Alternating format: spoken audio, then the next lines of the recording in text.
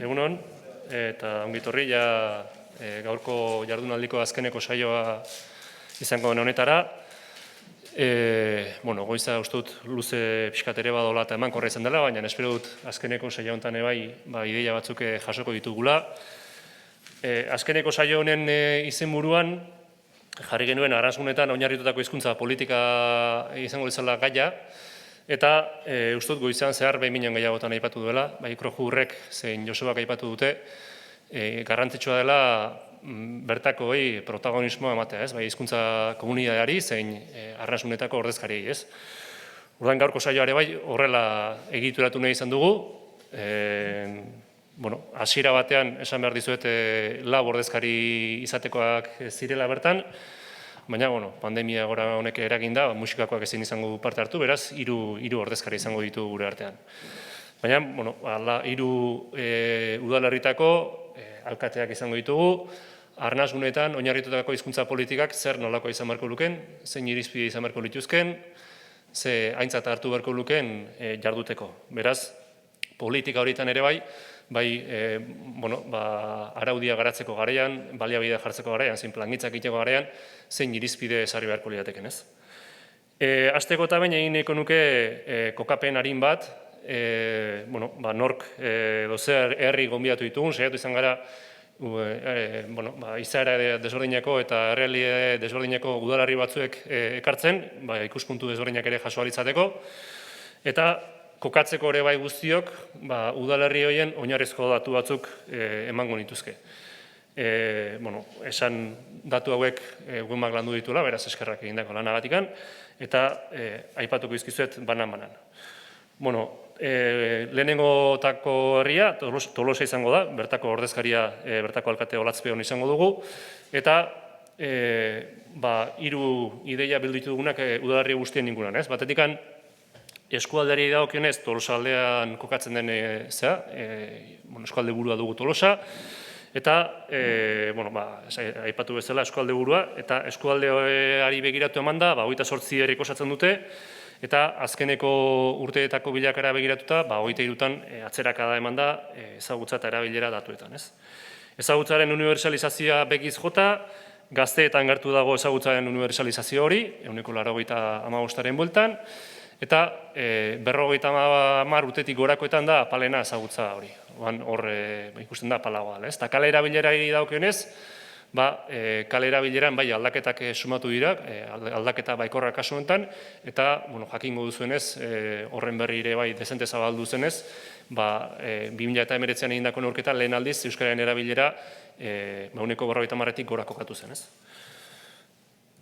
Bilakaera aztertzen badugu, horrek harritateko lau oinarrizko datuetara, ezagutza lehen hizkuntza etxeko erabilera eta euskararen kale erabilera, hor errealitatea desberdinak ikusten ditugu, ez? Ezagutzaren kasuan gora beratxua izan da bilakaera, euskaldunak eta ia euskaldunak batzen baditugu 95% artean kokatzen da. Lehen hizkuntzari dagokionez beheradatxo bat sumatzen da, eta etxeko erabileran aldiz gorakada sumatzen da, eta azkeneko datuan esan dugun bezala kale erabileran joera baikor bat sumatu da, eta azkeneko datua hor faltako litzatekena, 50%tik gorako datua izango litzateke, ez? Hori Tolosari dagokionez. Bastani dagokionez, Bastango ordezkaria Joseba Otondo bertako alkatea dugu. Bastanen kasuan bailara izaera du, eta bertan 15 herrik osatzen dute bailara hori, eta herririk handiena izango litzateke Elizondo, ez? Eskualde buru funtzioa egiten duena eta zerbitzu gehienak bertan biltzen dira. Ezagutzaren unibertsalizazioari lotuta, haur eta gaztetxoen artean daude ezagutza datu altuenak, 97,5 ingurukoak, eta helduen artean berriz apalenak, ez? 170 multan. Eta kale erabileraren daturi begiratzen badiogu, hamarkada hauetan aldaketarik nabarmenena Elizondon eman da, eta kasu honetan aldaketa baikorra goranzko joera eman baita, ez?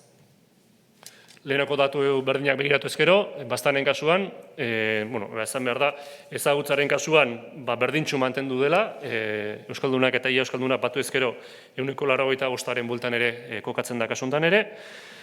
Lehen hizkuntzaren kasuan berakadatxo bat sumatzen da, bai euskara eta biak erabiltzen dituzten kasuan, edo biak dituzten kasuan lehen hizkuntza gisa, 77tik 74ko joera bat eman da. Etxeko erabileran ere beranzko joeratxo bat eman da, bai euskara eta biak erabiltzen dituzten datuak batuta, eta aldiz kale erabileran, ikusten duzuenez, gora beratxo izan da bilakaera, baina azkeneko urtean goranzko joera adierazgarri batekin ez. Urrengo horria izango litzateke gabiria, musikakoa esan dizuet, ezin izan dut horri, beraz, paso egingo dugu, eta gabiriaren kasuan, bertako alkate Oier Oiarbide du gure artean, eta dakizuenez, gabiria Goierrin kokatzen den herria da, kasu honetan gure hartan dagoen herri txikianaren ordezkaria, 520 biztanleko udalerria da, eta aldiz horren parean nolabait esaten duguna da, herri bizimodu edo herri bizitza indartsua duen herria edo udalerriare badela, ez? Horrek noski, bertako herritarrak inguruko beste herrietara mugitu araztea edo ekartzen du gauza askotarako, eta horra aipatzen da, pixka bat beste ze herrietara mugitzen diren, eta beste ze herri horietan, eskualdeko herrien artean, hor maiztegi izango lukela soilekan, udalerri euskaldunaren izaera, ez? Ezagutzaren unibertsalizazioari lotuta berriz, ia esan dezakegu ezagutza unibertsala ematen den herri bat dela, 96ko ezagutza tasa baitu euskaldunak eta ia euskalduna batuta, eta hor adintarte erdalduna, 30-50 urte bitarteko izan dare, ezagutza tasak hor 180 ere iristen dira, ez? Eta kale erabilerari daukionez, ez dakagu daturikan. Eta bilakaerak beste datuei begiratuta, esan dezakegu ezagutza tasak neko berdintxu mantentzen direra, bilakaera horretan. Lehen hizkuntzaren eremuan berakadatxo bat sumatzen dela esandakoa, euskaldunak eta euskara dutenak eta bia dutenak batuta, 95-tik 85erako jaitsiera bat sumatu da, eta etxeko erabileran ere antzeko joera bat, ez? 96tik 85erako datua euskara eta biak etxeko hizkuntza gisa dituztenak aintzat hartuta. Gutxi gora bera eta harin xamar denborak nola eta aurrera doalako eta ez dakagulak asti gehiegi horiek aurkeztuta.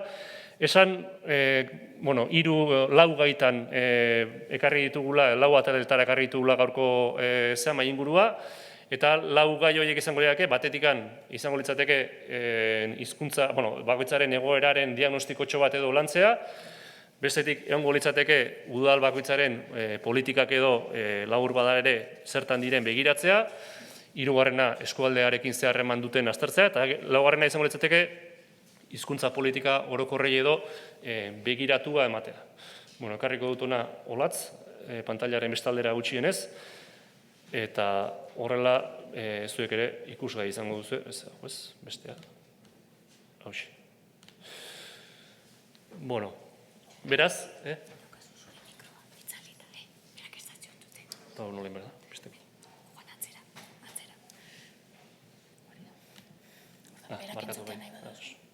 You are now unmuted.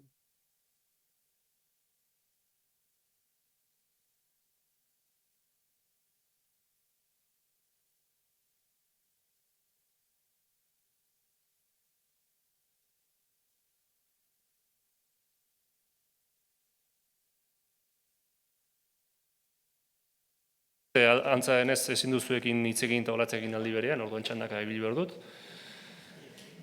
Bai, biak jarritzen baitut, ez dugut aldi berean akoplatu egingo da? Bai, badazpada, olatzeko beto entzuteko lehen Pauli bili den moduan. Baina... Probatuko dugu eta akoplatzen balin bada esango jazue. Saiak ere egingo dugu esperimenturako. Beraz, lehenik eta baino ongitorria nire maikide ere bai Olatzi, Josebari eta Oierri, eta esan dakoa, ez? Adirazetako lau ataletan joan guinak gogoeta egiten, eta lehen atalari, diagnostikoaren atalari heltzeko, Bueno, nik hor aipatu nuen pixka bat, guk orain arte ere bai mai gainean jarri izan dugula arrantzunen garapenerako oinarri bat, ez? Zeinean aipatzen genuen, beharrezkoa dela garapen sozioekonomikoa, sozioekologikoa eta soziokulturala elkarlotzea eta orekatzea, eta pixkat lehen galdera izango litzateke, zuen kasuan zuen arrantzunen garapenaren egoera zertan den, nola baloratzen duzuen, eta pixka bat zuen herrietan ere bai, herritarrek zer nolako bizimodua egiten duten, ez? Gaur egun zer nolako, gaur egun baino gehiago ohikotasunez zer bizimodu egiten duten, gaur egungo pandemian erabat aldatzen dizkigula gauza, baina pixkat ohiko herri bizitza zer nolakoa den zuen herritarrentzat, zuen herrietan, ez? Beraz, lehenengo olatzi emango digu hitza, nahi duzunean. Bai, egunon.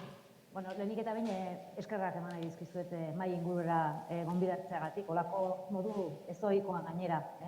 Ez daite aurkeztun, orduan ez dakite datun bat edo beste bat errepikatuko dudan, baina, lehenengo diagnostiko, herriaren diagnostiko honetan, eskatu zen idaten nolabaiteko herriaren inguruko definizio bat edo nolabaiteko zertzelada batzuk ematea, ez? Orduan ez dut dana esanko segurazki ez seguru, baina, lehenik eta behin esan behar da Tolosaren inguruan, Tolosa barrukaldeko herri bat dela, Tolosaldeako eskualdean kokatuta dagoela eta hiriburutik 25 kilometrotara. Eta gainera eskualde burua dela, horrek esan nahi du eskualdeko herrien topagunea dela Tolosa. Eremu urbanoa eta landa eremuaren arteko osagarritasunak definitzen du Tolosa. Biztanlegoaren inguruan azken hamarkadetan gora egin du. Gaur egun 20.000 biztanletik gertu gaude Tolosan. Eta adintarteak kontutan izan da, populazio gaztea Gipuzkoako bataz bestea baino altuagoa, handiagoa da. Herri euskalduna da nagusiki, pentsatzen du datu batzuk emango zenituztela haseran edo gero azalduko dira, baita ere gehiago. Ekonomia jarduera nagusiak aipatzekotan, aipatu behar dira lehenengo eta behin industria eguna, garai batean papergintzak izan zuen sekulako garrantzia Tolosan, eta papergintza sektore horrek herriari ere ondorio batzuk ekarri zizkion, bai linguistikoki eta bai bestelakoak ere, eta horietako bat da irekitasuna, hori izango litzakenik gaur azpimarratuko nuken berezitasun bat gure herrien irekitasuna, ez? Eta baita hainbat bitxikeri ere ekarri zituen, adibidez, eskia egiteko lehen kluba Tolosan sortu zen, ez? Oraindik ere, enpresak papergintza sektorearekin oso lotuta daude, gaur egungo, naiz eta papelerak apenas gelditzen diren gurean, eta horrek ondorio onuragarri bat ekarri du, eta ibaia garbiagoa dagoela, ezagutu dugu Tolosan ibaia aparraz beteta eta koloreztatuta. Baina enpresak nagusiki, eta hori da beste adierazgarri bat, tamaina ertaina eta txikiko enpresak dira, eta izan dute sekulako egokitze gaitasuna garai berrietara, ez? Gaur egun galdara gaintza litzateke sektore garrantzitsuenetakoa. Industriarekin batera, zerbitzu sektorea ere oso importante da gurean, aipatu behar da ostalaritza, eta bereziki merkataritza, merkatal dentsitate handiko herria delako Tolosa. Merkataritza oso profesionala da, eta herrian pisu espezifiko handia duena, txapelaren herria esan izan dituzte.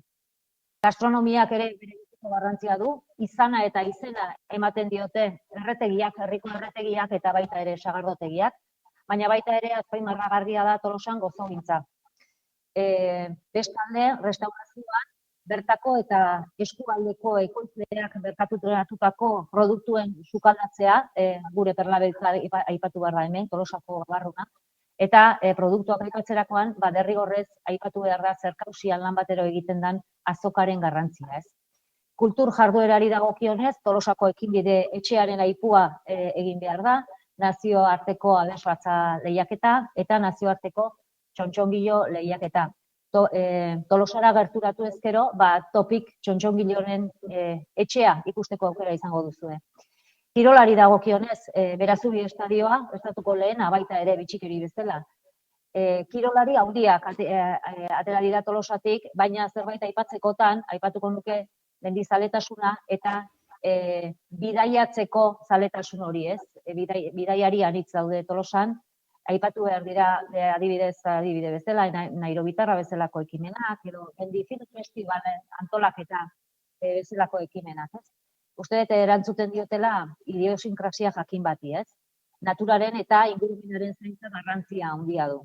Gaur egun, barrukaldeko herria izanik, dute bitxikeri bat bezala, Aboli Playako taldea ere bada Tolosan, edota azpimarragarria Kontxako banderan parte hartu izan duten emakumeen eskualdeko trainerua. Beraz, esango nuke, Tolosaren gaur egungo argazkia adierazi beharko banuke, azpimarratuko nukela batetik eremu urbanoa eta landa eremuaren arteko osagarritasuna, bestetik herriaren irekitasuna eta ekintzailetza, eta hirugarrenik garai berrietara egokitzeko gaitasuna. Eta gero ja azkenik aipatzeko, ze Tolosaz hitz egin behar baldin bada ezinbestean inauteriak ere aipatu behar dira, irudumen eta alaitasun handiko jaiak direlako, aingureak eta hain ederrak, baita ere San Juan jaiak, bere tradizioak mantentzeko eta gaurkotzeko gaitasuna izan duen herri bat garelako, eta nik uste dut, jaiak ospatzeko modua ere definitzen duela egin batean herria. Eskerrik asko. Joseba?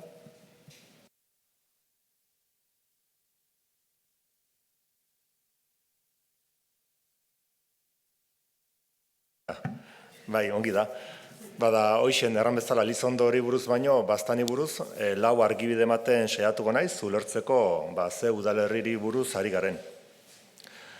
Baztan, dagoeneko ikerrek aipatu bezala, udalerri konposatu bat da, historikoki batasun gisa bere burua eratu duena, eta horrengatik, Amabortzerriko udal bat da.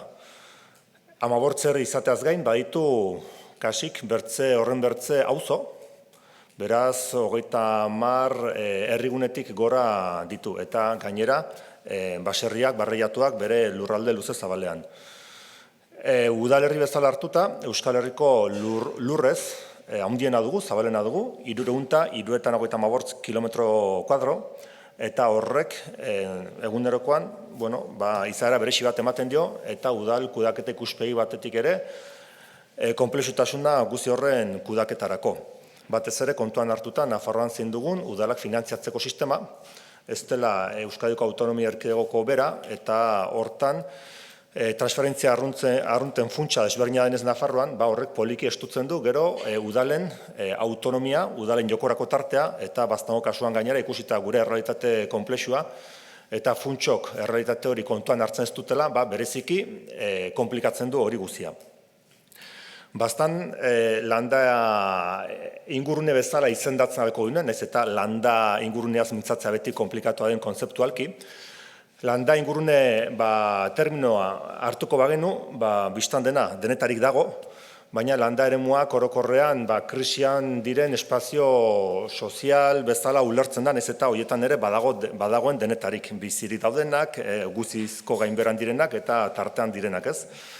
Europa osoan ikusten da, Danimarka itzinatu hortan berean ez, erdialdeko bana nagusi nola ustutzen ari den, herrigune nagusien alde, Frantziako estatuan ere dinamika kontradiktorioak, gora bidean diren ingurune batzuk, berako bidean direnak, eta Baztan hor dabile beti erdiko toki batean, populazio gainbera jarraitu bat bizi du, 70. hamarkadaren bukaeratik, orduz geroztik hazkunde tasa naturala negatiboa du, naiz eta migrazio saldoa positiboa denez, hor mantentzen du populazioa goiti beti. Gaur den egunean, 7.800 jende bizi gara, herrietan barna modu desberdin batean banatuta biztan denez. Elizondo dugu herrik kozkorrena, 3.200 biztanlerekin. Ez da hiriburu ofiziala, ez baitu Baztanek hiriburu ofizialek, naiz eta egunerokoan eta praktikan berak egiten duen funtzioi. Aipatu dugun bezala, krisi historiko bat bizi du, ez bizi-bizian bertzetokietan gerta daiteken bezala, Nafarroko Pirinio aldeak bizi ezaken bezala, Lizar aldeak bizi ezaken bezala, Zangotz aldeak bezala, baina bai bizi du. Eta horrek erantzuten dio, dinamika ekonomiko, politiko, sakonagoko bati, honitzetan udalerri bakoitzaren nahiak edo horko barneko bulkaldiak gainditzen dituena ez. Landa eremua haunitzetan gertatzen den bezala, gurean ere, lurralde gatazkak bizi dira. Landa eremua etengabeko joko zelaia da, interes desberdinak direla eta, batean urtegi bat jartzeko izan daiteke, bertzean mehatze zulo handi bat, izan daiteke nekazaritza intensibo industrial bati buruz, izan daiteke aisialdileku handi bat delako, ziriko jendeen dako, eta beraz monolaborantza turistikoa bultzatu behar delakoz. Eta gurean, lurralde gatazkak azkeneko 10 aldi luze honetan bizitzen ari gara bat bertzearen ondotik. Erdizeko herri bazkalekuan, magnesita mehatze zulo bat egiteko nahian, Lekarozko herrian berriz, pelotaz urbanistiko bat, herri txiki baten ondoan, 100 etxe bizitza egiteko naia, golf belaia, luxuzko hotela, eta bar, ez? Beraz, lurralde gatazka baten erdian dago, eta lurraldeak beti ulertzen ginuen, gure Europatik aratagoko joko zelai zirela, baina gurean ere lurraldea beti etengabe jokoan dago. Eta horrek estutzen digu, hainbertze gauzari erantzuna emateko ez gaitezke geldik egon. Ez badugu momentu jakin batean ahalmenik, gure lurraldean egin nahi denari buruz zerbait erran ahal izateko, behar ez dugu gaitasunik izanen baldintzatzeko guziz, baina gutxienez zerbait ere egin ahal izateko, kanpoko norbaitek baldintzatuko du. Eta kanpoko norbait izan daiteke Nafarroko gobernua, administrazio publikoak izan daiteke, kanpoko interes ekonomikoak, edo aldik ere bai, bertako nukleo ongi antolatu batzuk ere bai, ez? Eta orduan guk badugu behar bat aldiero erantzuna emateko hainbat gauzari. Eta hainbat erantzunari emateko behar hortan, ekonomia.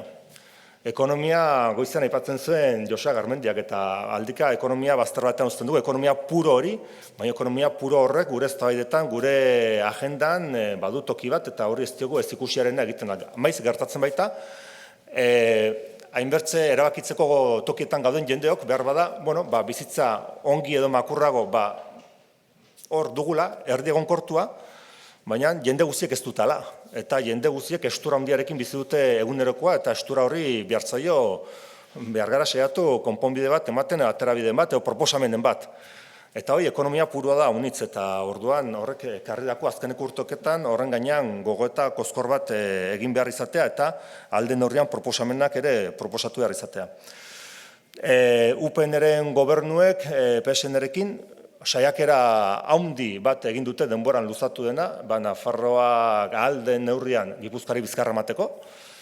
Bidasoaldean du baztanek bere tokia, Bidasoaldearen arroan, naiz eta politika ok direla eta, guztiz urrundu gaituzten hortaik, ez? Eta hor badago erronka bat lurralde ikuspegi batetik egituratzeko. Denbora bukatzera doaienez, lurraldearen joko zelai lehia hortan, turismoaren gaia gai potoloa da, ez diogoino erantzun bat eman ahal izan. Etxe bizitzaren arazoa bertze arazoa handi bat dugu, herriguneen ustuketa, populazio ordezkapen prozesu batzuen aitzinean egon gaitezke, landa gentrifikazio prozesu batzuen aitzinean ere bai, adinekoen zaintza eta populazioaren zartzea, eta solas nahas borras hauekin, zerbait kokatzeko ideia hartua duzu ongi. Eskerrik asko Joseba, Oier? Egunon, ni Gabiritik nator, Gabirin ordezkari bezala. Gabiri 500 biztanle bueltan daun herri txiki bada, Goierrin erdi-erdin kokatzen dana, Goierrin erdi-erdin kokatzen dana, landa eremue dala esango genduke, leku berde bada oso enpresa gutxi dauzkeuna, gertatze zaiguna da, ingurauta garela herri handi, guretako monstruo dien herri handi pila batekin ez, eta gaita gertatze zaigu garela Gipuzkun leku estrategikoko batetik oso gertu, Igreko famoso horren loturan ondon gare. Beraz, gertatze zaiguna da, alde guztitatik tiroteatzen gaituela, bai abiadura handiko trenakin, bai Red Elektrika Espainola ekartzen june oso tentsio altuko zeakin, azkenen pasatzen dituzten linea korredore horiek danak Gabiritik pasatzen dira. Garbi gauko dan bezala gu kontu neukibe. Orduan, herri bezala horrek igual bultzatzen gaitu komunidade sentimentu kristona eukitzea eta hortaz harro gare gaina.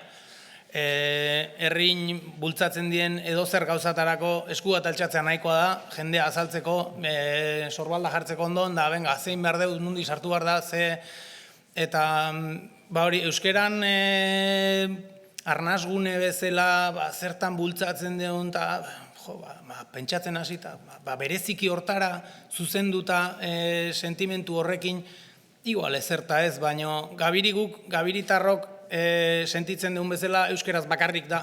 Orduan, arnasgune izateko modu bakarra guretzako hori da, eta gabiri izateko modu bakarra ere bai.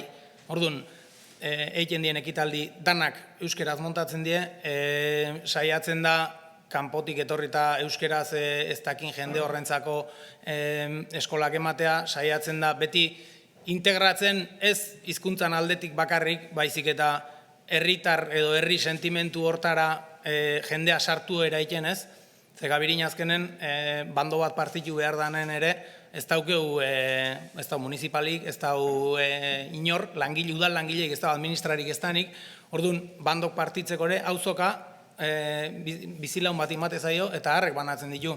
Herribide garbitzeko garai edanen auzolanen funtzionatzen da. Auzolana deitzezu eta hogei 30 lagun azaltzen die. Gosarin truke laneako prest. Orduan, guk egiten deun lana, iruitze zaiuna fundamentala eta inundik ere zehau ezin dana, aparte utzi ezin dana hori da ez, sentimentu hori. Eta arrotasun hori, kapaz gehalako, geu daukeun, eskun daukeunakin, daukeun apur horrekin, herri bezala funtzionatzeko, eta horri esker, horri esker azkenen, edozein ekitaldi montatzeko. Badaukeu dantza talde bat, 50 urte betetzea dijona, badaukeu bertso sariketa bat, osin alde sariketa, bertsolari gaztek bultzatzeko, nik uste trampolinik garrantzitsuna Euskal Herri mailan egon deikena, eta horiek danetarako ez da inor kontratau beharrik egoten. Herritik irtetzen do, herrin dau jendea, bultzatzeko gogoa daukena, eta hola modu honetan funtziona nahi dona ez. Herrik asko ematen diu, arrotasun hori horreati daukeu, eta guk herriri bueltatzeko modu hori da ez. Orduan, gabiri ulertzeko modu simple bat, hoxe izango litzeke. Ados, eskerrik asko, Ier. Urretxa eta aurrera ingo dugu, eta pixkat, oinarrezko herri horien ezagutza bat maigaineratuta gero, udalerri horien hizkuntza politikari begiratu emango diogu, ez? Eta honen inguruan, pare bat galdera luzatuko dizkiet, biak jarraian erantzuteko, ideiak lotzeko abilidadea ikusi du badagola, orduan, jarraitu dezagon horrela. Batetikan, aipatuko galdetu nahiko nizuke zuen udalerrietan, zein erronka edo zein asmo nagusi ezartzen dituzuen hizkuntza politikaren ikuspegitikan, ez? Zuen arnasgunen izaera horri eutsi, bultzatu eta areagotzeko, ez? Eta bestetikan, nola ikusten duzuen zuen udal politiketatikan edo zuen hizkuntza politiketatikan nola bultzatu dileken eta bain aipatu ditu hainbat kontu horri lotuta Oierrek, herri bizitza, komunitate bizitza, hemen ere aipatu da horren garrantzia arnasgunen garapena, beraz, bi galdera horiek, ez? Asmo eta erronka nagusiak eta herri bizitza, komunitate trinkotze hori lantzeko udalgintzatik ere zer egin liteken, ez? Kasu honetan lehenengo hitza Josuari emango diot.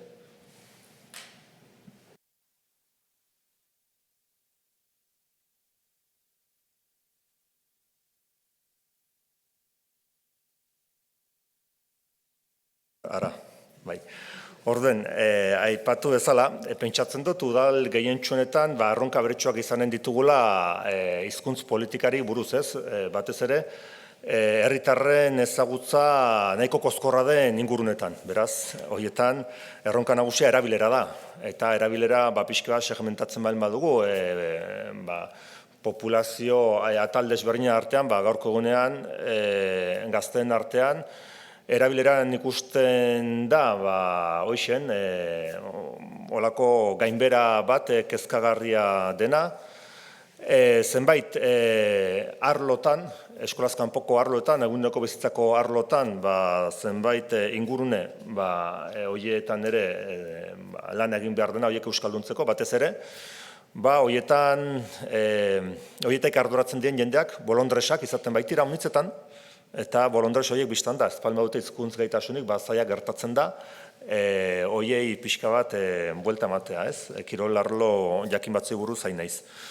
Gaztetxoei buruz ikusten da, batez ere jatorri jakin bateko gaztetxoek beren familien esperientzia vitalarengatik, bizipen vitalarengatik eta bizi duten egoera zaurgarriarengatik hor lan bat egin beharra dela, bai hizkuntza behar den bezala ikasteko eta ondotik hizkuntza gaitasuna eduki dezaten beren eguneroko hortan komunikatzeko, ez?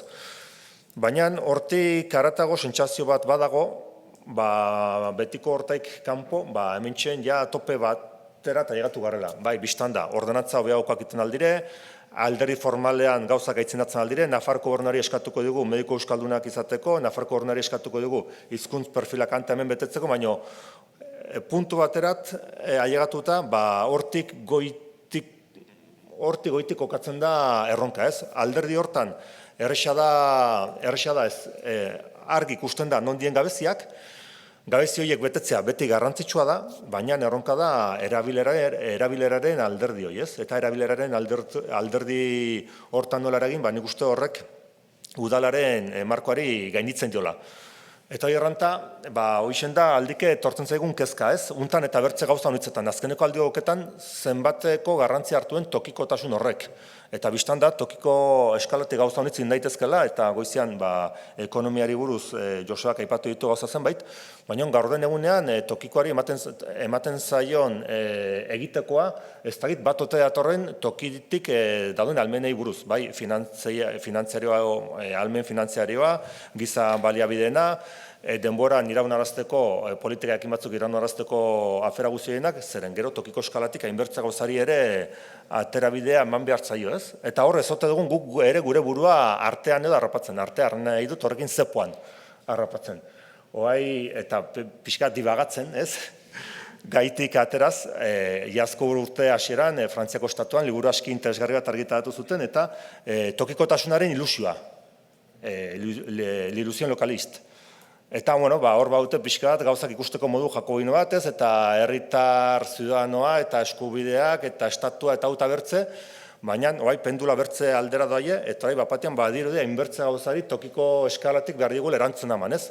Eta ez da, tokiko eskala den hainbertze gauzari erantzuna emateko toki egokina.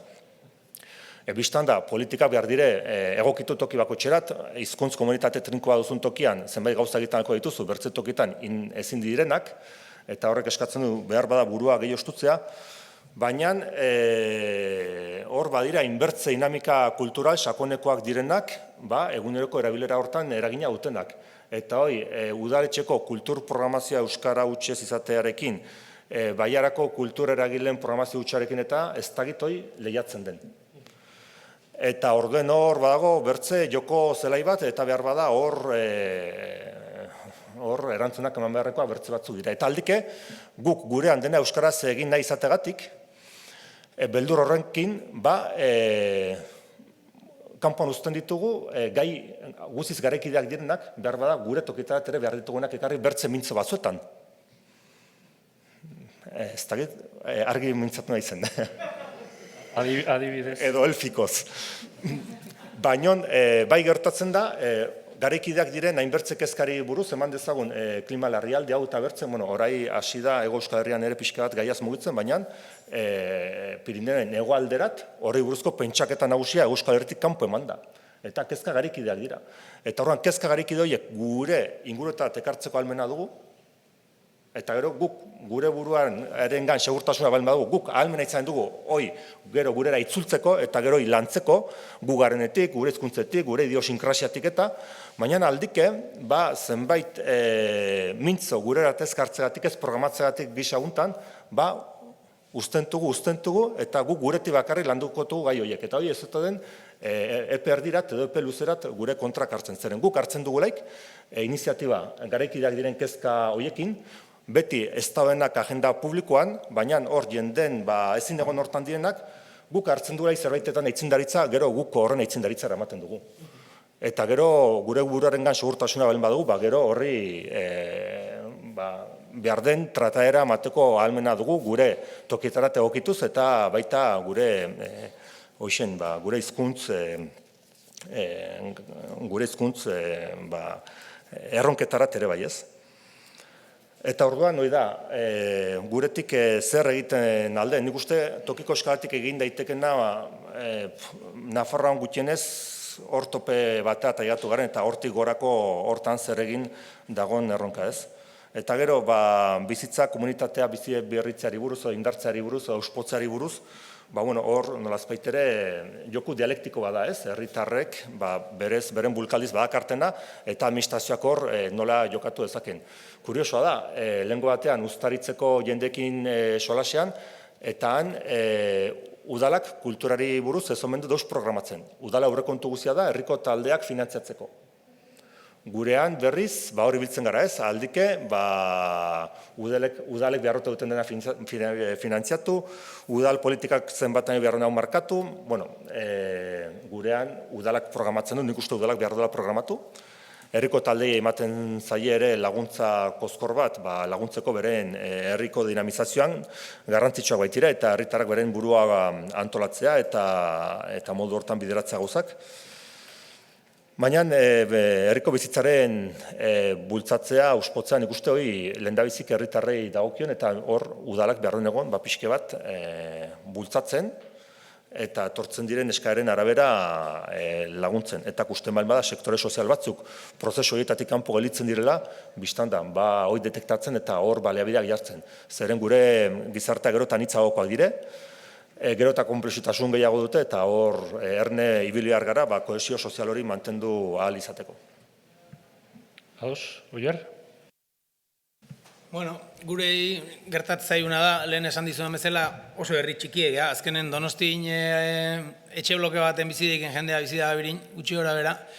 Eta orduan funtzionatzen dugu, komunidade sentimentu horrekin ez, eta funtzionatzen dugu, udalak beak ere, erabakik ez ditu hartzen autonomoki, baizik eta azkenen batzorde irikiktan lantzen die, daren gaiek, edo proposamenak batzorde iriki bitartez lantzen die, eta orduan udalak egiten dona da, herrin langile bat bezala, haiek proposautako hartu, eta nundi noa bidera deiken horrei irteerea, nundi noa eman diken, ez? Orduan guk udalen gare, baino ez dugu beste herritako alkate batek funtzionatu dezaken bezala funtzionatzen, azkenen dana konsultauta datorkiu eta gutzako galde harren. Azkenen askoz responsabilitate gutxi dauke, herrik esaten diulako ez, nola funtzionau behar den. Eta orduan, herrik dauken potentzial hori balion jarrita daukeu eta iruditzen zaigu oso garrantzitsu dela hori mantentzea, komunidade o talde sentimentu hori, eta hortako udalak oantxe bertan hartu duen erabakitako bat izan da, batzordek aipauta eta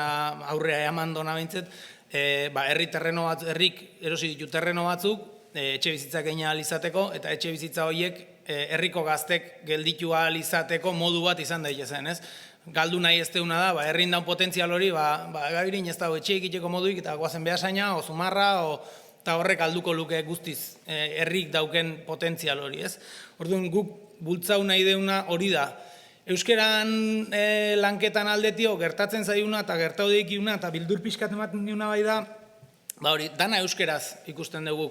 Dana funtzionamentu osoa euskeraz egiten dugu batzar danetan, aktibidade guztik euskeraz izaten die, ez da plantea hori egin beste hizkuntza baten ezer, ingleseko klase partikularren bat ezpaldin bada, eta orduan gertau deiken abai da kontzientzi galera hori ez konturatzea, ostia, aldeien, nahi zaigu, kasu batzutan, puntualki ez, situazio batzutan, igual uste nahi geha pixkat eskutik ez, komodidade hortan sartu geha, eta neu konturatzen nahi, etxe numek marrazki ikusten igual, da hostia, eta erde askok ikusten nahi, eta zer gaitik, ez? Zek bultzatzen ditu horta, zer da, kalidade gutxiko telebizioa daukeu, ez? Badaukeu, defentsak pixkat libre esego uzten ditugu igual etxeko ze hortan, ez? Da horreatik igual ikusten dugu, etxeko erabilera hori geisteko modue izan daikela hori, ez dauzkeula beti antena atente eta ez garela beti horrekin zentrauta.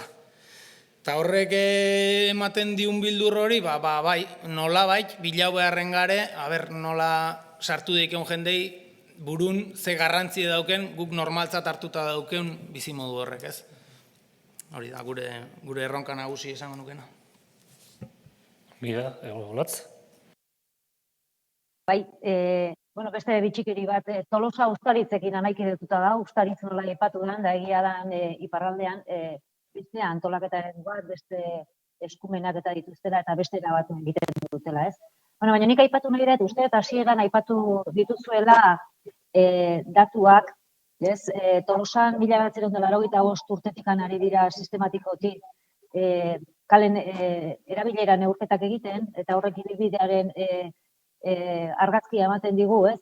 Argazki horren baitan, garai batean, Tolosan, helduak baldin baziran euskeraz gehien hitz egiten zuten adintarteko personak, gaur egungo datuei erreparatuz gero, eta adintartei begira, orain helduak dira erabilera bajoena ematen dutenak, eta aldiz gazteenak gehien erabiltzen dutenak, ez? Orduan gertatu da iraultza bat, paradigma aldaketa bat, ez? Eta argazki berri honek arnasgunearen iraunkortasuna bermatzeko aukera handiagoak ematen ditu. Eta aukera handiagoak ematearekin batera, erantzunkizuna ere hor dago, ez? Aukera baldin badago erronkari heldu behar zaio eta helburu horietara bideratutako politika publiko garatu behar dira, ez? Baina komunitatea aipatzen zenuten lehenago eta nik uste dut komunitatean dagoela gakoa, ez? Uste dut elkarlana eta sareak osatzea ezinbestekoa dela, ez? Nolabaiteko paisai lingustikoa ere aldatu ahal izateko, ez? Elkarlana indartzea. Hizkuntza politika elkarlanean eta modu koordinatuan garatzeko topaguneak sortzea, ez? Adibide bezala, momentu honetan, orain Tolosan, Euskararen aholku kontseilurako erreglamentua era, egia da, helburua da Tolosako udala eta gizarte eragile guztien artean hizkuntza politika partekatuak batzea, ezta? Tradizioz, Tolosako udaletxean bai euskara saila eta baita parekidetasun saila gaiak jorratu izan dituzte modu irikian, izan dira batzorde irikiak, ez? Nolabait egiteko modu hori orain erreglamentu batekin jartu nahi dugu, ezta? Euskararen normalizazioa bideratzeko gizarte eragileen eskutik joatea, nik uste dut ezinbestekoa dela eta elkarlanean aritzea. Nik hemen aipatu behar dut Galtzaundi euskara taldeak Tolosan egindako lana, nik uste dut Galtzaundi euskara taldeak euskararen ibilbidean egindako lana protagonismo handia eta oso izan dela ezinbestekoa. Gaur egun, Galtzaundi Tolosan sortu zen, baina gaur egun eskualdatu eginda, eskualdeko taldea da, ez? Eta plangintzak eta programak elkarrekin egiteak, nik uste dut modu eraginkorra izan dela ibiltzeko, ez? Eginkizunen artean, kontseiluaren eginkizunen artean, lirateke plan estrategikoak diseinatzea eta garatzea, kudeak eta planak diseinatzea eta jarraipenak egitea, Tolosaren euskararen erabilera normalizatzeko lanekin zerikusia duten gai guztiak aztertzea, eta gero sortu litezkeen kezkak, kexak, iradokizunak eta bar bideratzea, ez? Parte hartzaileak lirateke udaleko euskara eta hizkuntza saila, euskaltegiko zuzendaria, UEMako ordezkaria, udal talde politiko guztietako ordezkariak, eta gero talde eragileak, Tolosaldeako Galtzaundi euskara taldea, euskarazko komunikabideak, Tolosako eskola eta ikastetxeetako ordezkariak, eta baita ere herriko kirol eta kultur talde ezberdinetako ordezkariak. Eta gero asmoak eta erronkak aipatzerakoan, aipatu behar dut, Tolosaldean, badagola egitasmo garrantzitsu bat, urtean lanean gabiltzana, eta da eskualde mailan euskara mai bat. Eta euskara mai horrek duen helburua lortzea izango litzateke Tolosako udalan ere dugun nagusienetarikoa, ez? Ditu lan ildo estrategiko, bata da hizkuntza politikak eskualde mailan definitzea, hori izango litzake ja salto bat kualitatiboa eta kuantitatiboa importantea, herri mailatik eskualderako salto egitea, baliabideak adostu eta abian jartzea hizkuntza normalizazioa erreala lortzeko, gobernantza eredu berri batean oinarrituz eta sostengatuz eragile instituzionalez gain, eragile sozial eta kulturalen elkargune eta erabakigune bat sortzea, eta gizarte esparru guztietako eragileekin elkarlanean bermatzea euskara bere eguneroko jardunean hizkuntza nagusia eta komuna izango dela, ez?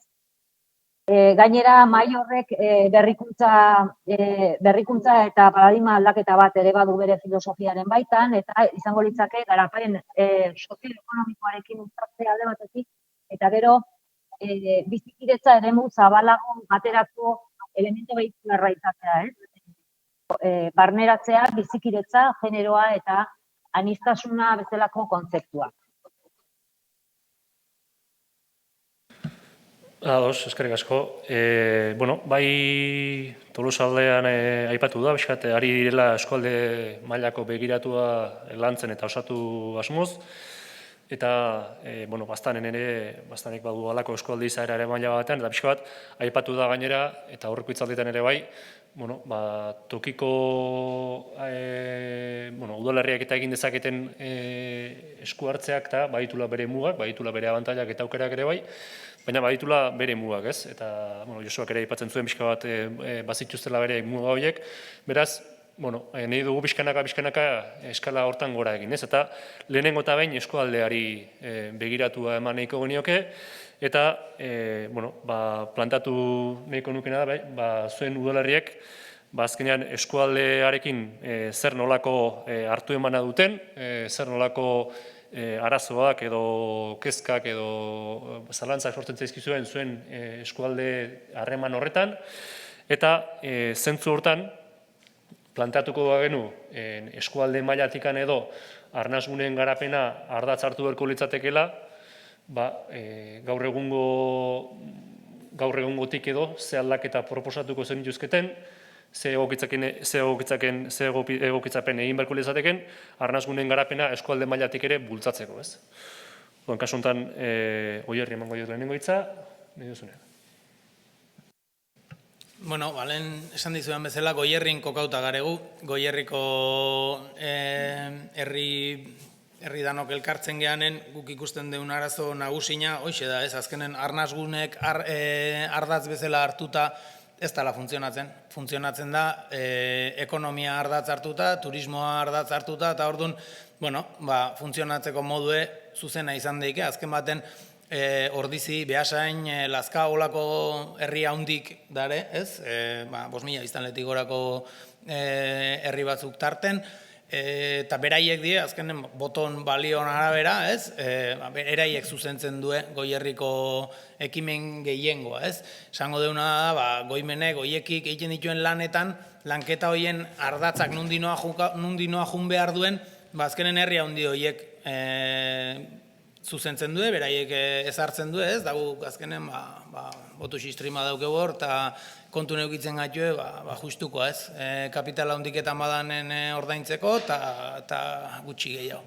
Azkenen gaina gertatzen dena da, Goierri gure ustez landa eremu bat da, industri garrantzitsua dauken eremu bate bai, baina landa eremu garrantzitsua daukena, eta iruditzen zaigu, azkenen Goierri zuzentzen duen herrik, Beasain eta Ordizi baldin badie, boto gehiengoa daukienak, landa eremu zaintzeko arazo bat sortzen dola horrek, azkenen herrik dielako, hirik dielako, eta zentro urbano bat dalako beraien ezagutza eremu, ez?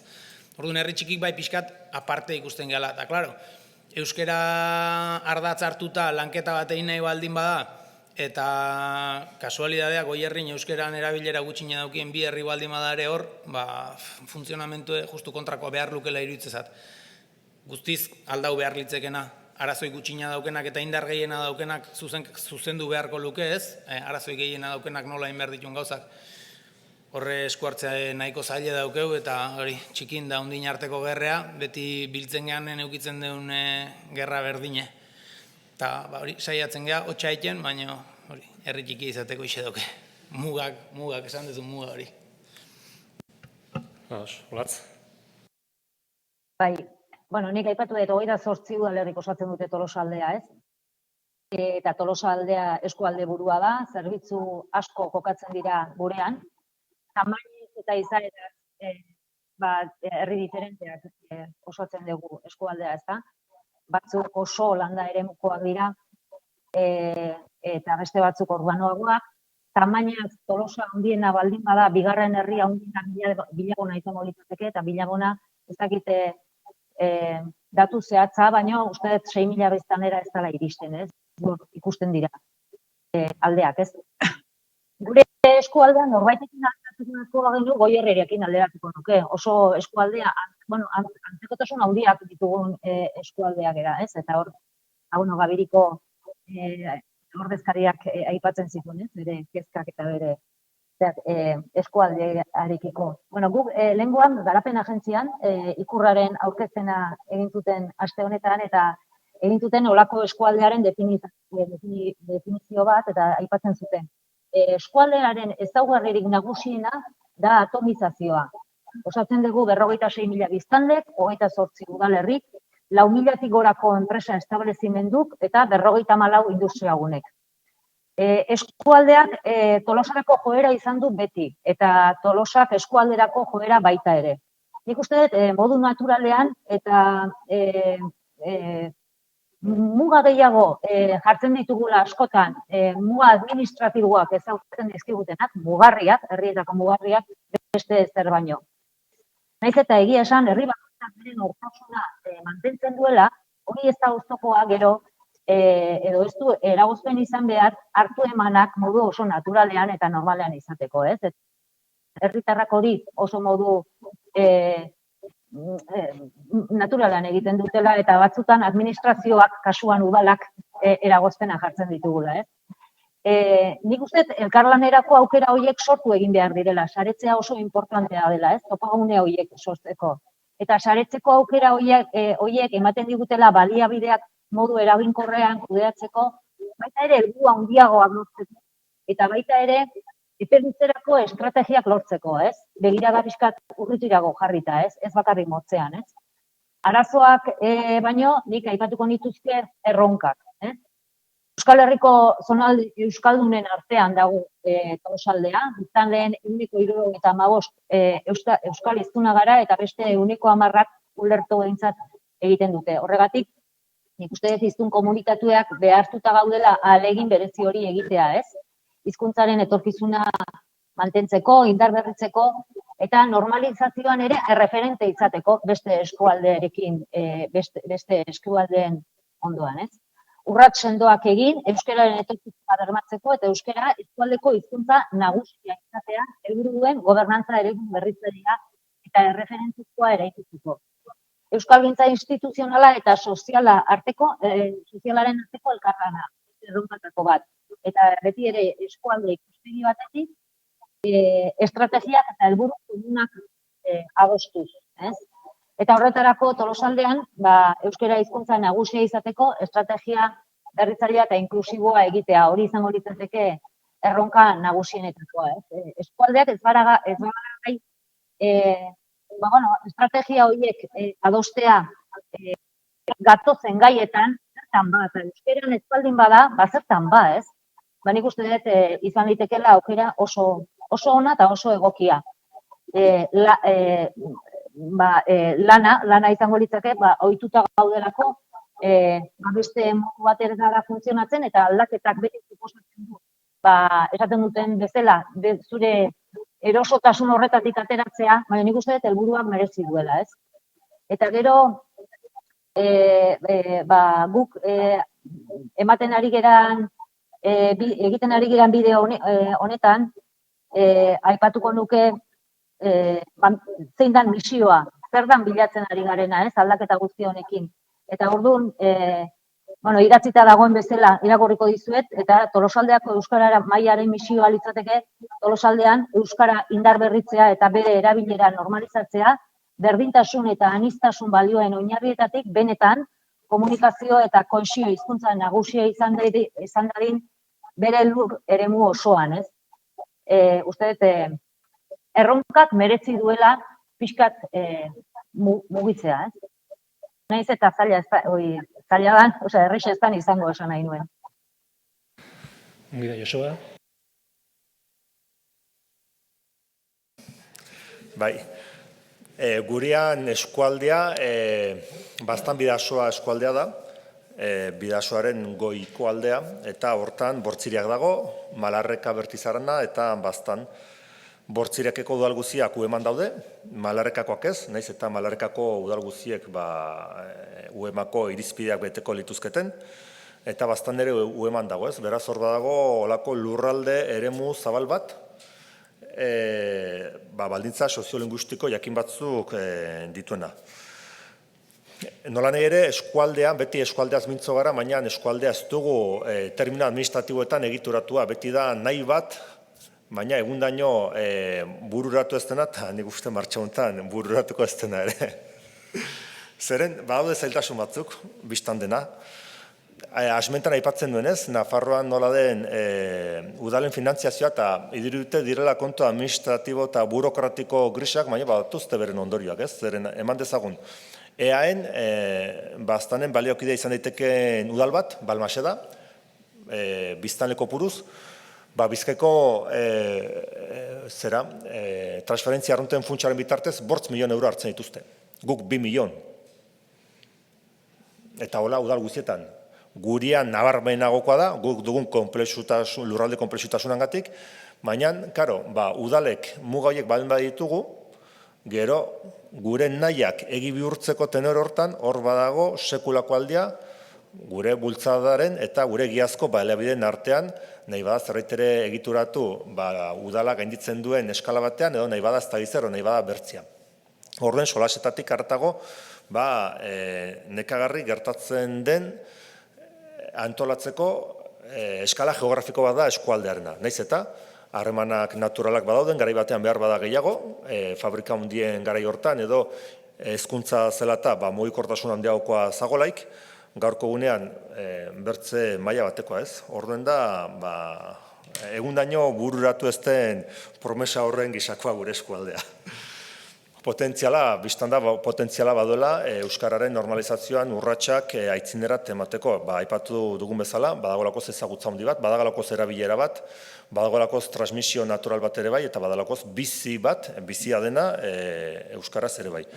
Baina gurean euskararen komunitatea beti itentzei konzeptu bat, ez da gita, azkeneko aldiuntan arro modan jarri alde guztietan tokikotasuna ezala, baina konzeptu pixke problematikoa ez, komunitatea.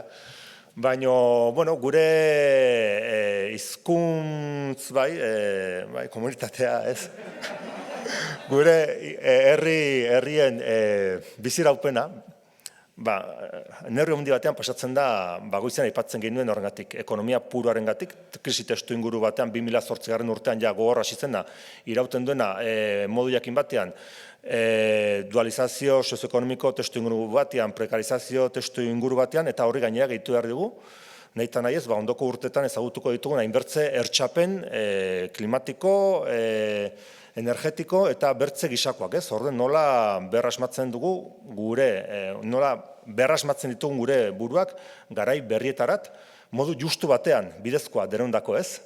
Txalupan denok elkarrekin gateko. Inore botatzen ibili gabe. Ikusiko da hori nola datorren, baina gaurko gunean, gure inguruneoken biziraupenak plantatzen dazkigu galdera berriak eta erronka berriak orai arteo mai gainean eduki ez ditugunak. Eta ikusiko da horietara nola egokituko garen, zeren denok baditugu aspirazio vital batzuk, norbanakoenak eta kolektiboak kulturalki gure testu inguruak emana datozenak, eta biztan da horiek modu hortan ez dela gehiago bideragarri. Eta hor, gero, eta nabarmenago tensio batzu sortuko dire frustrazio individual eta kolektibo batzuk, eta hor sortuko da, giro bat, gero eta kudeatzeko zailagokoa izanen dena, dagoeneko ikusten ari garen bezala alde guztietan hasi jaka horietatik, edo ez da gizer, edo bakizer, edo denerat, ez? Eta orduan, karo, gure komunitate komunitatea, gurean, 23.000 pertsona, bastan bidasoa aldean, hainbertz komunitate hoixen beharran dugun bezala guzian, sistema, tokiko sistema irekiak, hainbertze jarioetara eta hainbertze dinamikak gurean bereziki sortzen, baldintzatzen ez diena, baina gurera eta llegatzen direnak, ordena irekita dago. Eta ez dakigunek norate evoluzionatuko duen. Eta orduen, hoi hola den neurrian, nik uste dut guk ere aurreritzirik gabe behar dugule jokatu eta behar dugun jokatu ausart eta gure buruengan konfiantzarekin.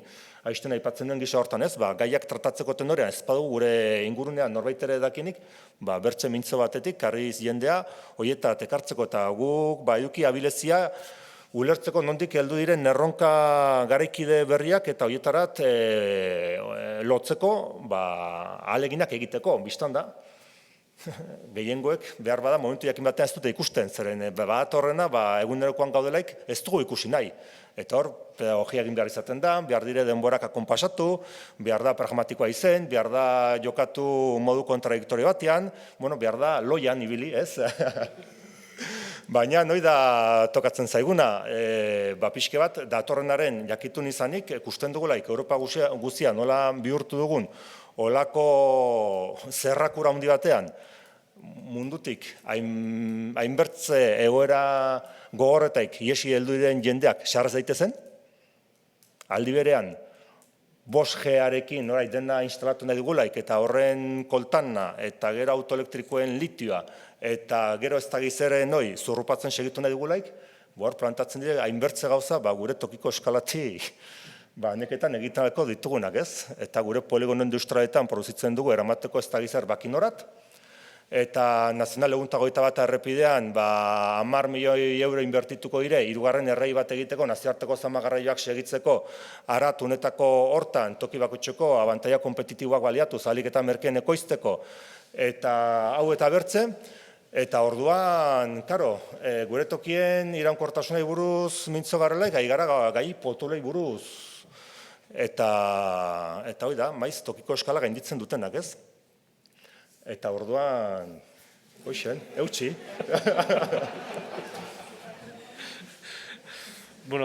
Koizka bat gora esio jongo gara, eskala hortan.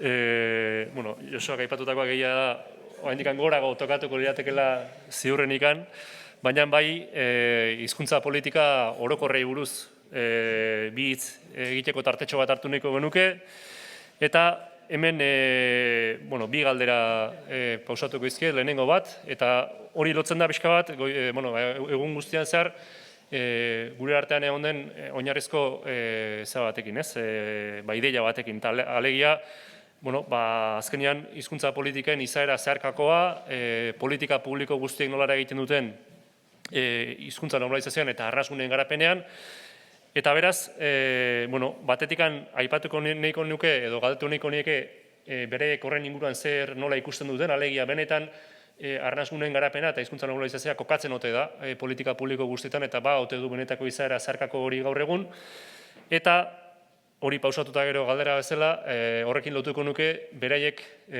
horri nola erantzungo lioketen, beraiek horren ardura izango balute, ez? Alegia, saiatzea gogoeta bat egitea, beraiek jartzea hizkuntza politikako arduradunen lekuan, eta esatea, hori egoki garatzeko eta arnasgunen garapena oinarri hartuta olako politika garatzeko, beraiek zer egingo luketen, bururatzen antzaien ideiarikan, egokitu beharrekorikan, edo halakorik, ez?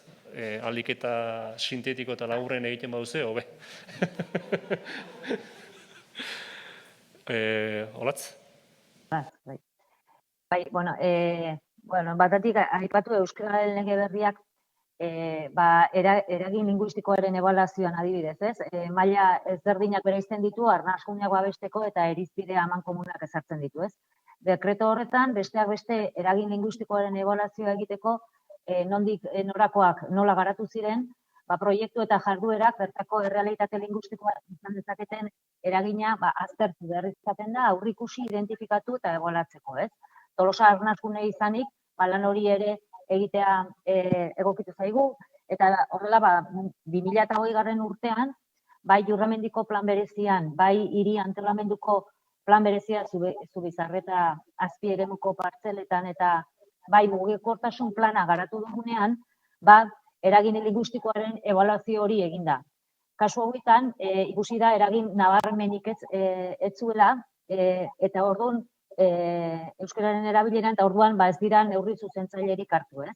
Aldiz aurten, Amaroz auzoan, plan bereziaren eragina aztertuko da. Han aurreikusita daude, gutxi gora bera, 300 bat etxe bizitza. Biztanle berrien kopurua handia denez, eragina izan lezake, seguruenik izango du euskararen erabileran eta hortaz neurri zuzentzaileak lantzeko batzorde bat osatuko da, hainbat udal teknikariekin, hizkuntza inpaktuaren azterlan hori egiteko eta jakiteko ze neurri zuzentzaileak hartu beharko ditugun, ez? Bueno, bada aurreko egoeratikan salto bat, ez? Eta baita ere, aipatu, hori legeari esker, eragin linguistikoan ebaluazioan euskara sailak hirigintza sailerekin elkarlanean aritudan bezala, beste sailetan ere hori egiteko aukera eta bidea eman da, ez? Bai, kontratazioari dagokionez, bai gizarte zerbitzutako alorrean eta barrez. Eusko Jaurlaritzaren prozeduraren hizkuntza inpaktuaren azterlan hori alor guztietan egiteko jasota dauden irizpideak ja markatuta daudenez, udalei ere lanlerro batzuk ematen dizkigutelako, ez? Baita ere, nolabait aztertzeko bertako kultura sorkuntzan, ze hizkuntzatan eta ze ohiturak sustatzen gabiltzan, edo aisialdia antolatzen den garaiean, kirola eskaintza egiten den garaian baita ere, ez? Azkenen,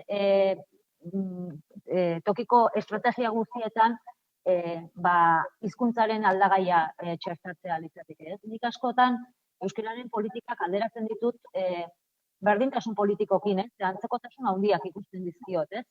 Erresak dira esaten eta aplikatzen oso zailak, ez? Eta ez dakit, nik ez dakit ze aldagai berria sartu beharko litzateken oraindikan eraginkorragoa izateko hartzen dira neurriak, ez? Baina zeharkakotasun hori gauzatu ahal izateko, ez? Baina nik hola aipatzekotan aipatuko nituzke harrera protokoloak, uste eta harrera protokoloetan hizkuntza irizpideak arautzeko proposamenak landu egin behar direla, ze hor badago lanketa handi bat egiteko, azken finean gure herrietako argazkia aldatzen nahi da, Tolosan, Balengoan garapen agentzian emandako datua da, 7% da atzerritik etortzen diren personak, eta orduan portzentaia berez ez da oso handia, baina herri txikiei, tamaina txikiko herrietan eragin linguistikoa handia izaten ari da, ez? Eta herritar hauek gure kultura eta gure hizkuntzara gerturatu behar ditugu, jakinik ere haiengandik asko daukagula jasotzeko, ez? Aurre iritziak baztertu eta euskara erakargarria eta baliagarria izatea zain, aukera berriak irikitzeko bide egokia izan dadien estrategia horiek garatzea, eta inklusioa lantzeko. Euskara lagun izan dadin inklusio bide horretan eta ez oztopo, ez? Eta gero beste zerbait aipatzekotan aipatuko nuke baita ere, lan munduan, ikasketa prozesuetan euskara txertatzeko beharra edo bi horiek aipatuko nituzke. Joa? Bai, hierran zaila da. Bai, hizkuntz politikak zeharkako izaura ote duen, baita ez, aldike udal barnetaik gaiak arloko ikuspegi batetik ikusteko joera dugu, eta zaila da arlokako ikuspegioi gainditzia. Hor badago, solasetatik haratago, ez da egite, prozeduretan edo lan egiteko maneretan nolako inertzia handi bat, nik uste aldike pertsonaren borondatea bera gainditzen duena, eta horrek haunitz zailtzen du edozein gairi zeharkokotasun izaera bat ematea. Zeren zeharkokotasun izaera ematea, ez zaitu duritzen bakarri denik txosten baten egitea o plan estrategiko baten egitea baizik, eta hoi egunerokoan aplikatzea. Eta hoi nik uste hurbilago dagoen artetik administrazioaren funtzionatzeko maneratik, ez? Eta orduen goizean aipatzen zelaik plan estrategikoak haunitzetan nola izan dien olako paper multzo kozkorrak eta ordena sartu nahi izan eta ordena ongi finkatu eta utzi nahi izan, ez otu duten izen behar harinago ibiltzeko olako kantinplora batzuk. Eta prozesuan berian ibili alden bezala, ez? Helburua garbi izanik, 2-4 helburu garbi izanik, eta gero gehiago artearen kontzeptu batekin hori kudeatu eta sartu. Bistan da, ez da gauza bera udal handi bat, udal txiki bat, edo udal ertain bat. Orduen, denetan ez da modu berean inondik ere jokatzen alez. Baina, zeharkako hortan jokatzeko, nahi eta nahi ez, behar da konplizitate haunitz izan. Eta konplizitatea da ez da sortzen dekretuz. Konplizitatea haunitzetan da, lehenagotik, hor koinzidentzia izan daiteke. Toki jakin batean, momentu jakin batean, dagoen jende jakin bat, hainbertza gauza konpartitzen dituena.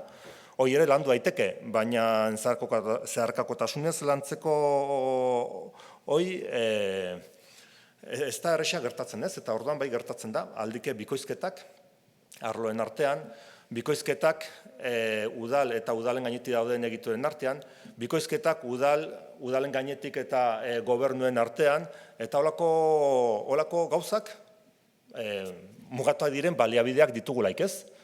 Eta pentsatzen dut gehienoko hartuko garela, baina gero badirudi arronzaia dela horri nolazpeiteko konpunbidea ematia ez. Eta orduen, etengabeko egin ahala izanagatik, beti ez da egite asmatzen den hortan edo lortzen dugun. Baina, biztan da, hizkuntzak zeharka dena gurutzatu beharko lukela hala da. Eta pentsatu nahi dut, neurri batean nola iten dugula eta islatzen dela egunerokoan udal jardun guztian eta horren ondorioz, gizartean noraino ailegatu behar garen, ailegatu beharreko toki horietan denetan. Zer egiten alko litzateken eta nola, hor sortzen dire zalantza honitzez.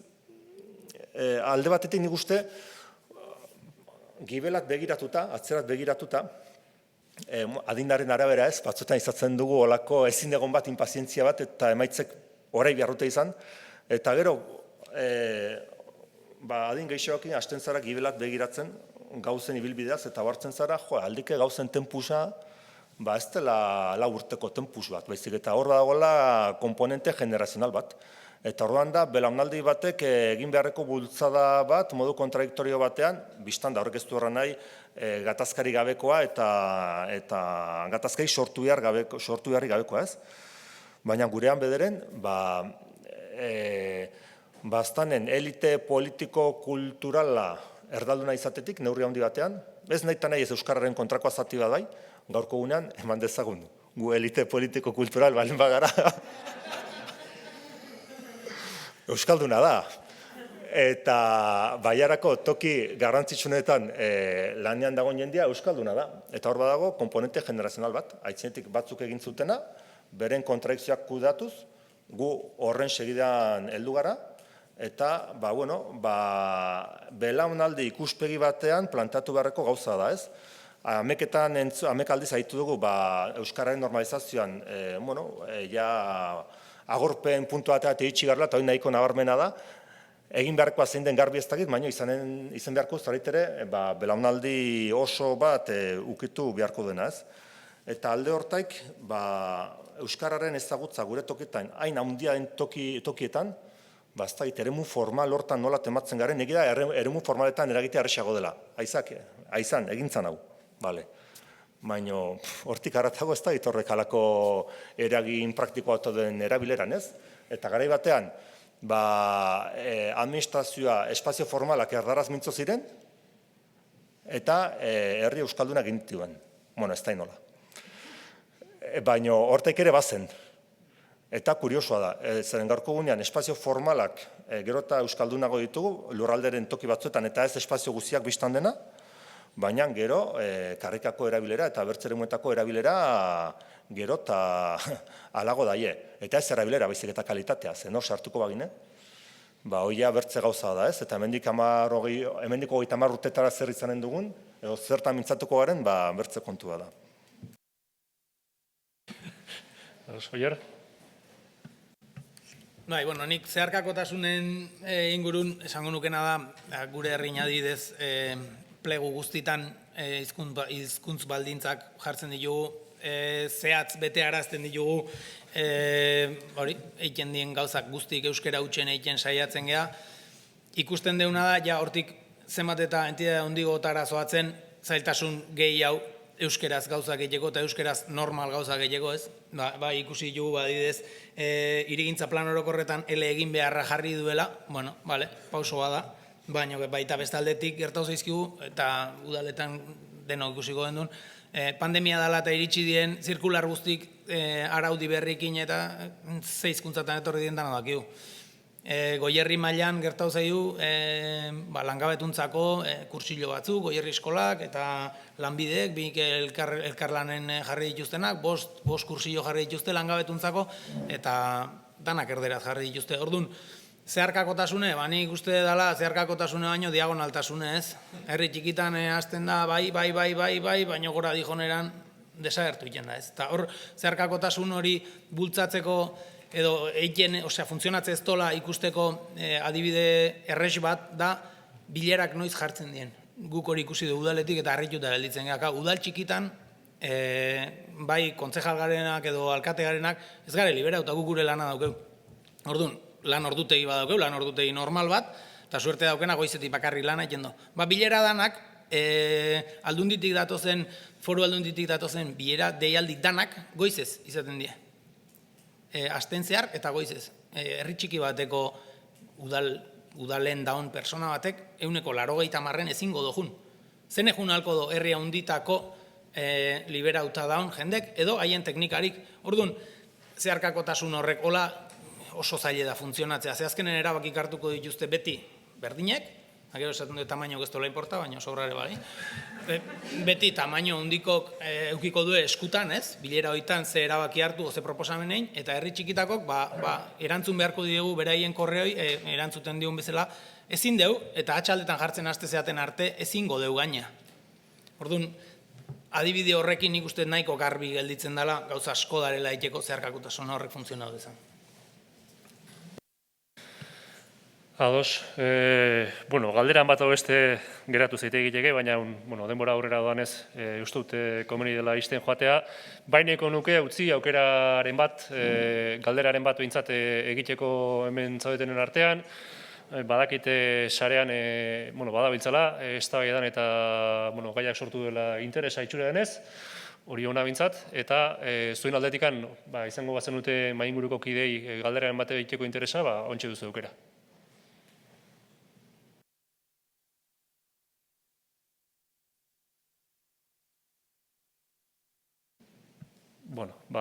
Ez baldin badago, nik bai, ohartxo batzuk edo pixka bat apuntatzen joan naizenak mai inguruan zehar aipatzeko, hola itxera bezala, ez dira inondik inora sintesi bezala lertu behar, baina uste dut ideia hauek bai ateratzen joan diren ideiak badirela, eta uste dut gaurko saioan zerrera aipatu direla, batetikan, hasieran aipatu dugu ez, garapenan ikuspegi zabal bat izan beharra arrasunen ikuspegiak, arrasunen garapenak behintzat eskatzen digula, eta hor garapen sozioekologiko, soziokultural eta sozioekonomiko eta hitz egin izan dugu aurreko jardunaldietan, uste dut hauetan ere azpimarratu dela ikuspegi zabal hori izan beharra, eta garapen sozioekonomikoak pixu nabarmena hartu du jardunaldi hauetan arrasunen beharretatik hitz egiteko garaian. Uste dut hitz egin dela ere bai komunitatean garrantzia eta pixka bat komunitate horrek ere bai parte hartze bat izan behar duela zuzenean hizkuntza politiken definizioan eta garapenean eta hor ere bai arnasunek beraiek ere eta arnasunetako ordezkariek pixu bat hartu dutela politika publiko guztien definizioan eta garapenean. Tokiko eskalaz hitz egin dugu eta ikusi da hemen bai aukera dezente ematen dituela, baina bere mugak ere izan badituela.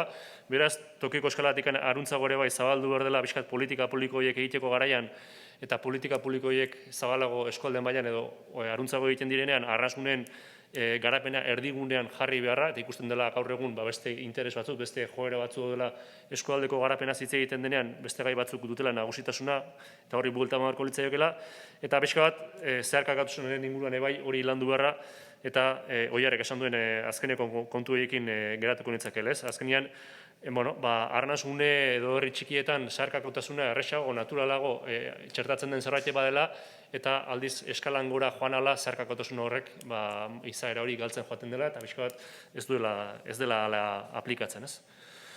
Hortaz hori da mai inguruak eman duena, eta bukatzeko, uste dut ondorioen atalera pasako gineatekela, jardunaldien itxera egiteko. Eskerrik asko.